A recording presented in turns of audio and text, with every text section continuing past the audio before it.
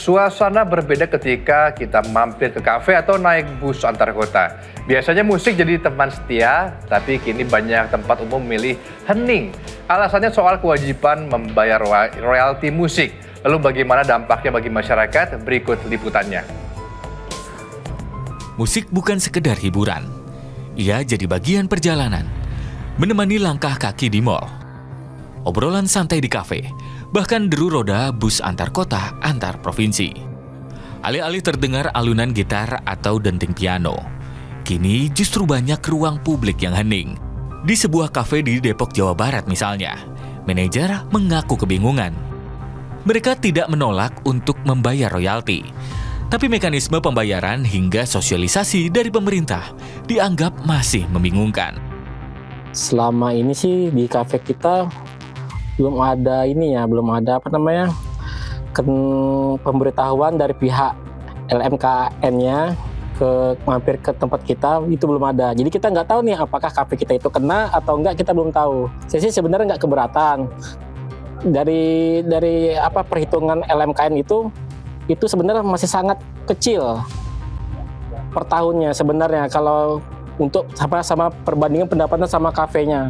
Itu aja sih. Kebingungan semacam ini membuat pelaku usaha ragu dan berharap pemerintah maupun lembaga manajemen kolektif nasional memberi panduan yang jelas agar niat mendukung musisi tak berubah jadi beban.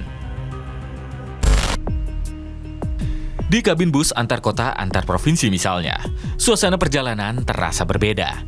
Tak ada lagi alunan musik yang dulu jadi penghibur penumpang di tengah macet jalanan, atau panjangnya rute antar kota. Kalau pakai musik itu kita kan suasana hati kita jadi enak, terus kita menikmati perjalanan itu lebih santai gitu. Jadi saya itu cari kesibukan, cari musik pelan-pelan pakai headset mungkin supaya saya bisa terhibur dalam perjalanan ini.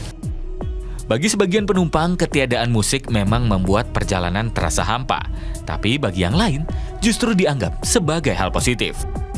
Kalau menurut saya pribadi, mending ini tidak ada musik. Karena satu, kita menikmati perjalanan dan melihat pemandangan kiri kanan. Kedua, karena kita kalau sudah jenuh, kita kan punya HP. Ya melihat YouTube dan lain-lain di HP, berita-berita di HP. Perbedaan selera musik membuat situasi semakin kompleks. Ada yang merasa terganggu, ada juga yang ingin bebas memilih hiburannya sendiri.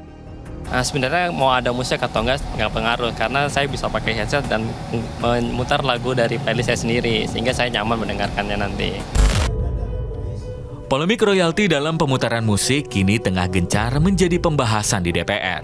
Terbaru, 20 Agustus lalu pemerintah dan perwakilan musisi mengadakan rapat dengar pendapat di Komplek Parlemen, guna menata ulang sistem pengumpulan dan pembagian royalti yang selama ini dinilai belum efektif. Para musisi menuntut transparansi dalam pembagian royalti antara penampil, komposer, dan juga penerbit agar hak setiap pihak dapat terwakili. Semuanya terdistribusi dengan benar. Lagu-lagu mana yang digunakan, yang dimanfaatkan, yang memperoleh manfaat, disitulah komposer yang mendapatkan manfaat fee, royalti fee. Jadi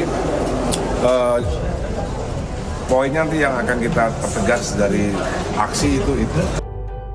DPR menargetkan RUU Hak Cipta bakal rampung dalam 2 bulan masa persidangan. Untuk ini DPR bakal melibatkan musisi dalam tim perumus.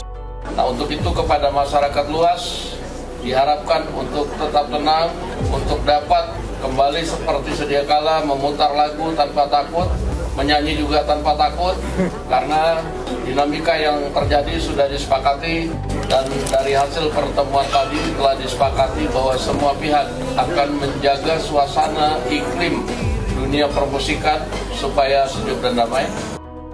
Sebelumnya, musisi Ari Lasso lantang bersuara di media sosial terkait simpang siurnya royalti yang diterima.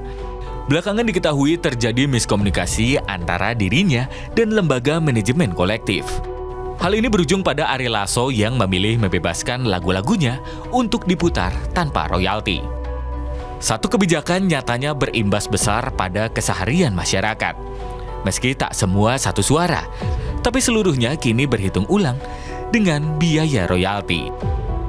Tim Liputan, melaporkan.